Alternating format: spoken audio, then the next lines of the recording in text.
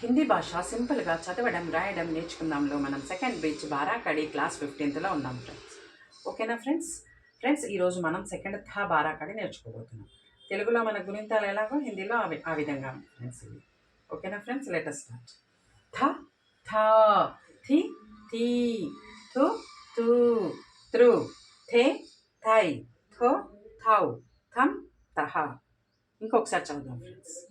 థ థా థి థీ థు థూ త్రు థే థై థో థౌ థం తహ.